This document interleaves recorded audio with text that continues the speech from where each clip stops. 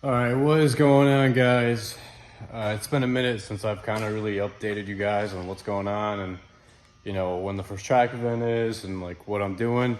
So, long story short, when Austin and I had COVID, I was just kind of fiddling with the car, getting everything ready, and trying to get everything dialed in so that way when it was tune time, I could finally get it tuned and it would be perfect.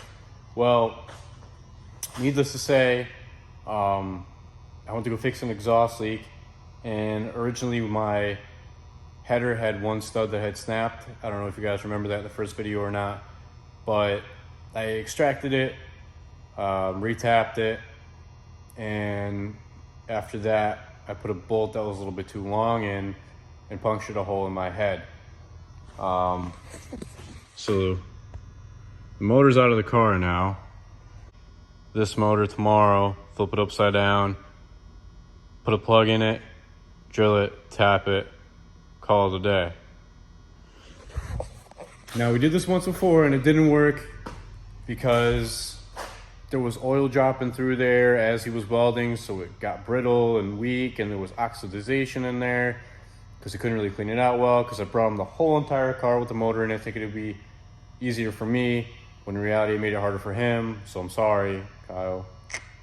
But on the bright side, this time I did pull the motor. I mean, I don't know why I didn't just do that in the first place. It would have been so much easier. Probably wouldn't have this problem right now still. But, so pull the motor out. Kind of give it like a quick wipe down wash kind of thing. It does not look perfect by any means, but it's a lot better than what it was. It was grease and oil all caked down there, and yeah, this is all got to be stripped out and painted one day, but I'm not in any rush to do that.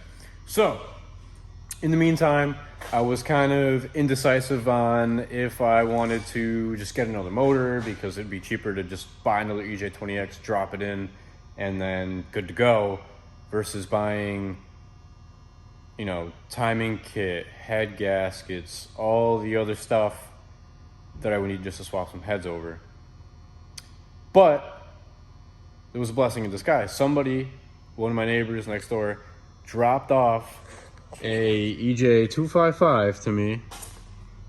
Well, I popped off the head on one side so far, and actually from it just being outside, I mean, it looks pretty good. Like, I could definitely use these. Just a little bit of old oil on there, wipe that off. It's not even rusty. I mean, these cams are still good. So I'm thinking, if my buddy Kyle, if we can't get this to be welded tomorrow, I could just swap the 255 heads on, just like normally everybody does. They swap off the 255 heads onto the EJ20X and run the same gears and all that stuff. And I was debating on not doing that before, because just the porting of the heads and stuff like that. Yes, you don't have to do that with 2.5 heads because it's a 2.0 block. So realistically, the chambers on the 2.0 are smaller than on the 2.5. So there's that. But long story short, I think we'll just end up swapping the heads over if it needs to be done. I would really prefer not to, obviously, but I could put ARP head studs, and then I could put Grimspeed head gaskets in there, and then just get the timing kit. And here I am with a freaking 20X. It's like kind of bulletproof for the most part, all built by myself. So I mean, why not? They're just B25 heads, so they're the early ones before the D's or whatever. All the studs came out so far. I mean, this is the last one. These buckets keep trying to slide out, but that's it. That was the last one. All the studs came out just fine. Oh,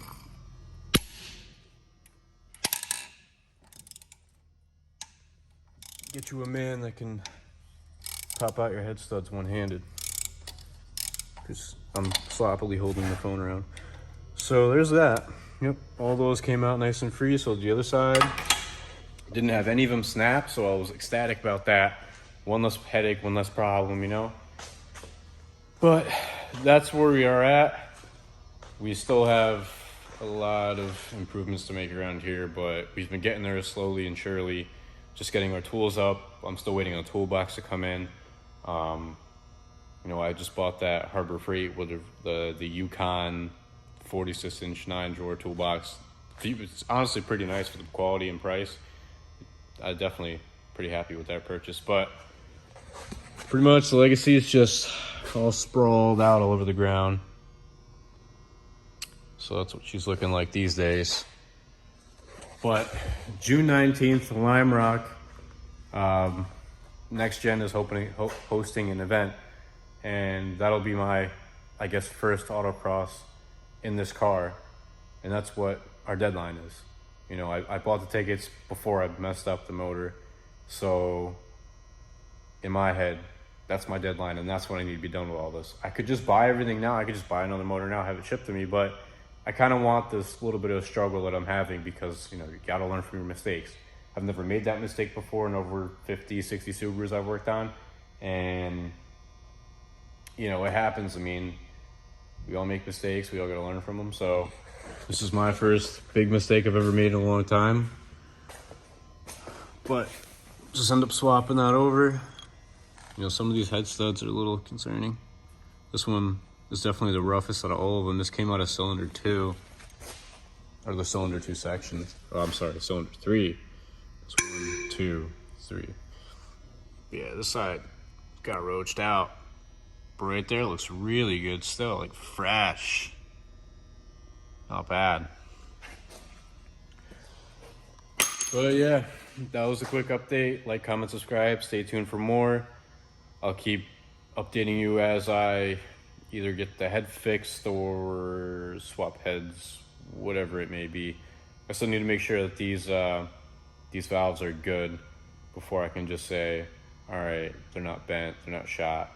Because this is just a mystery motor that it was just given to me from a buddy of mine. I mean, literally, I don't even know. Blessing in disguise, I guess you could say it. But definitely gonna need a little bit more patience with this car for sure. But, yep. And if you guys are ever taking off cam gears and you're having an issue with them, and you just cannot get them off because either they're stripped, they're stuck in there, whatever you gotta do, just drill them out.